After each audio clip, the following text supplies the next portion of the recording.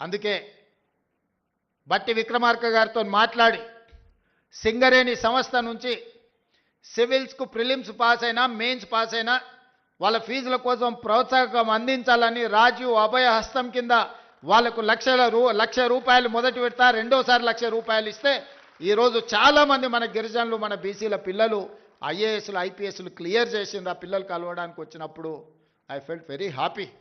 ఎందుకంటే అరే మన పిల్లలు సాధించారు. మన రాష్ట్రానికి వచ్చినా రాకపోయినా ఏ రాష్ట్రంలో అయినా ఐఏఎస్లు ఐపీఎస్లుగా వాళ్ళు ఉంటే కేంద్ర ప్రభుత్వంలో ఉంటే మన రాష్ట్రానికి ఉపయోగం ఉంటుంది. ఇవాళ ఇక్కడికి వచ్చిన పిల్లలందరికీ నా సూచన ఒక్కటే, మీరు జీవితంలో తొలి మెట్టు ఎక్కబోతున్నారు. ఇప్పుడు ఎన్నో అట్రాక్షన్స్ ఉంటాయి, లైఫ్ అంతా కలర్ఫుల్గా కనిపిస్తుంటుంది, రకరకాల ఫ్రెండ్స్ ఉంటారు, అన్ని రకాల వాళ్ళు ఉంటారు. మనం నెక్స్ట్ లెవెల్కి వచ్చినప్పుడు ఇంటర్ నుంచి డిగ్రీయో లేకపోతే ఇంజనీరింగో లేకపోతే డాక్టర్లు పోయినప్పుడు ఇవన్నీ కూడా మనల్ని అట్రాక్ట్ చేస్తుంటాయి. కానీ జీవితంలో 25 సంవత్సరాల వయసు వచ్చే వరకు నిబద్ధతతోని కష్టపడి చదువుకొని కెరీర్లో రాణిస్తే ఆ తర్వాత 40-50 సంవత్సరాలు ఈ సమాజంలో గౌరవంతో బ్రతకొచ్చు. డాక్టర్లుగా, లాయర్లుగా, ఇంజనీర్లుగా, ఐఏఎస్లుగా, ఐపీఎస్లుగా, ఐఎఫ్ఎస్లుగా, ప్రజాప్రతినిధులుగా, ఎమ్మెల్యేలుగా, ఎమ్మెల్సీలుగా, ఎంపీలుగా, మంత్రులుగా, ముఖ్యమంత్రులుగా రాణించడానికి అవకాశం ఉంటుంది మొదటి 25 సంవత్సరాలు కష్టపడితే. ఈ మొదటి 25 సంవత్సరాలలో 15 సంవత్సరాల నుంచి 25 సంవత్సరాలు అత్యంత కీలకమైన సమయం. ఇప్పుడు మీరున్న వయసు. ఎన్నో రకాల ఊహాలోకాల్లో తిరుగుతుంటాం, ఎన్నో రకాల అట్రాక్షన్స్ మనల్ని అట్రాక్ట్ చేస్తుంటాయి.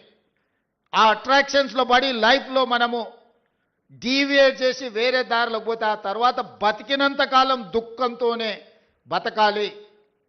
25 ఏళ్ళ లోపల మీరు లైఫ్లో సెటిల్ అయితే మనం 70-75 సంవత్సరాల ఒకవేళ బతికినాం అంటే 50 సంవత్సరాల ఆత్మగౌరవంతో సమాజం మనల్ని గొప్పగా గౌరవిస్తూ ఉంటుంది. మనం జీవితంలో రాణించవచ్చు. మన తల్లిదండ్రులు మా పిల్లోడు డాక్టర్ అను ఇంజనీర్ అను గర్వంగా గ్రామంలో చెప్పుకుంటే అది ఒక గొప్ప అనుభూతి. కానీ మొదటి 25 సంవత్సరాలు ముఖ్యంగా 15 ఏళ్ళ నుంచి 25 ఏళ్ళ వయసులో తప్పుదారి పడితే ఆ తర్వాత జీవితాంతం తల్లిదండ్రులు కూడా తలదించుకునే పరిస్థితి. మన కన్న తల్లిదండ్రులకు మనం పెరిగిన గ్రామానికి కూడా చెడ్డ పేరు వస్తుంది. ఇవాళ ఇక్కడికి వచ్చిన విద్యార్థులకు కష్టపడండి. మీలో టాలెంట్ ఉంది, మీలో సెల్ఫ్ కాన్ఫిడెన్స్ ఉంది. ఉన్న వేదిక మీదకి వచ్చిన పిల్లల్ని చూస్తే మాకు సర్ప్రైజ్. మేము చదువుకుంటాం, మాకు అంత కాన్ఫిడెన్స్ కానీ మాకు అట్లాంటి అవకాశం కానీ ఎప్పుడు రాలే. నేను కూడా మొత్తం గవర్నమెంట్ స్కూళ్ళలోనే చదువుకుంటూ వచ్చిన ఇంటర్మీడియట్ వరకు. మాకెప్పుడు ఇట్లా మంత్రులను ముఖ్యమంత్రులను కలిసి లేకపోతే మేము మా లైఫ్లో మా ఎడ్యుకేషన్లో మేము సక్సెస్ చూసినాం అని మమ్మల్ని ఎవరు పిలిచిన వాళ్ళు కానీ అభినందించిన వాళ్ళు కానీ షేక్ హ్యాండ్ ఇచ్చిన వాళ్ళు కానీ లేరు. కానీ ఈరోజు మీ సెల్ఫ్ కాన్ఫిడెన్స్ పిల్లల్ని ఒకరొకరిని చూస్తుంటే నాకు నిజంగా చాలా సంతోషం అనిపించింది. మా పిల్లలు ఖచ్చితంగా రాణించగలుగుతారు. వాళ్ళ తల్లిదండ్రులకు వాళ్ళ పుట్టిన ఊరికే కాదు ఈ రాష్ట్రానికి కూడా ఒక గొప్ప పేరు తీసుకొస్తారు. ఈ రాష్ట్ర పునర్నిర్మాణంలోనే కాదు ఈ దేశానికే ఒక గొప్ప నాయకత్వాన్ని అందించే గొప్ప వ్యక్తులు మీరు అవుతారని నాకు సంపూర్ణమైన విశ్వాసం ఉంది. ఇవాళ ప్రభుత్వ పాఠశాలలో 29,533 ప్రభుత్వ పాఠశాలలు ఉన్నాయి. అందులో మనకు 26,41,536 మంది విద్యార్థులు చదువుకుంటారు. కానీ ప్రైవేట్లో 11,217 స్కూళ్ళు ఉంటే 36,87,752 మంది స్టూడెంట్స్ ఉన్నారు. మరి నేను ఒకటే అడుగుతున్నా ఈ వేదిక మీద నుంచి మా సిబ్బందిని కానీ ప్రజాప్రతినిధులు కానీ ఇక్కడికి వచ్చిన విద్యార్థులు ప్రైవేట్లో 11,000 స్కూళ్ళల్లో 36 లక్షల మంది చదివితే గవర్నమెంట్లో 26,000 స్కూళ్ళల్లో 24 లక్షల మంది చదువుకుంటున్నారు. ఎక్కడో మనం ఇంకా మన విశ్వాసాన్ని పెంపొందించుకోవాల్సిన అవసరం ఉంది. నమ్మకం కలిగించాలి.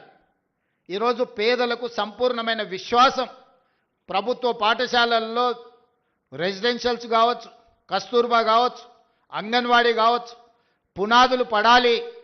ఈరోజు దాన్ని తీర్చిదిద్దాలి అని ఈరోజు మా ప్రభుత్వం నిర్ణయం తీసుకున్నది. ఒక్క 2-3 విషయాలు ఇక్కడ ఉన్న విద్యార్థులకు చెప్పదలుచుకున్నా. 100 సంవత్సరాల తర్వాత ఉస్మానియా యూనివర్సిటీ 100 ఏళ్ల చరిత్ర కలిగిన యూనివర్సిటీ. 100 ఏళ్లలో ఒక్క దళితుడు కూడా వైస్ ఛాన్సలర్ కాలే. ఈరోజు ఒక దళితుడిని ఈరోజు వైస్ ఛాన్సలర్గా మన ప్రభుత్వం నియమించింది. ఈరోజు arts college principal professor Kasim మా ఊరివాడు ఈరోజు ఆర్ట్స్ కాలేజ్కి ప్రిన్సిపాల్ అండ్ మెరిట్తో చదువుకుంది. ఇవాళ అంబేద్కర్ యూనివర్సిటీకి డాక్టర్ గంటా చక్రపాణి ప్రొఫెసర్ చక్రపాణి ఈరోజు వైస్ ఛాన్సలర్గా ఉన్నాడు. ఇవాళ రాజీవ్ గాంధీ IIIT మీరు చదువుకోబోయేదానికి గోవర్ధన్ ఈరోజు మీకు వైస్ ఛాన్సలర్గా ఉన్నాడు. హయ్యర్ ఎడ్యుకేషన్లో ప్రొఫెసర్ పురుషోత్తం వైస్ చైర్మన్గా ఈరోజు మీకు ఉన్నాడు. ఈరోజు విద్యా కమిషన్ని విద్యలో సమూలమైన సంపూర్ణమైన మార్పులు తీసుకురావాలి అని అంటే ఏమి చెయ్యాలి అంటే ఆ ఆత్మ ఉండాలి అని చెప్పి ఈరోజు మురళి IAS ఆఫీసర్ని ఈరోజు విద్యా కమిషన్ చైర్మన్గా నియమించిన. ఈరోజు ఎలక్షన్ కమిషన్కి రాని కుమిదిని ఈరోజు మనం నియమించినాం. ఈరోజు అసెంబ్లీ స్పీకర్ గడ్డం ప్రసాద్ గారు ఉన్నారు. ఇంతమందికి ఎప్పుడైనా ఈ దళిత బిడ్డలకి ఇన్ని అవకాశాలు వచ్చినాయా?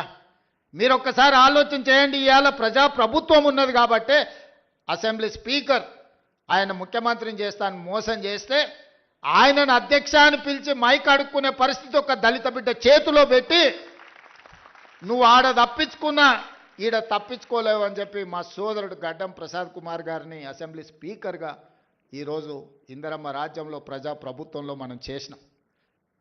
ఆర్ట్స్ కాలేజ్ కానీ ఉస్మానియా యూనివర్సిటీకి కానీ లేకపోతే అంబేద్కర్ యూనివర్సిటీకి కానీ రాజీవ్ గాంధీ IIITకి కానీ హయ్యర్ ఎడ్యుకేషన్లో కానీ విద్యా కమిషన్లో కానీ ఎలక్షన్ కమిషన్లో ఇన్ని చైర్మన్ పదవులు ఈరోజు ఈవెన్ లాలో కూడా పబ్లిక్ ప్రాసిక్యూటర్ నాగేశ్వరరావు గారిని దళితుడిని ఈరోజు పెట్టినాం. ఇప్పటివరకు స్వతంత్రం వచ్చినప్పటి నుంచి ఏ రోజు కూడా ఒక దళితుడికి అవకాశం రాలే.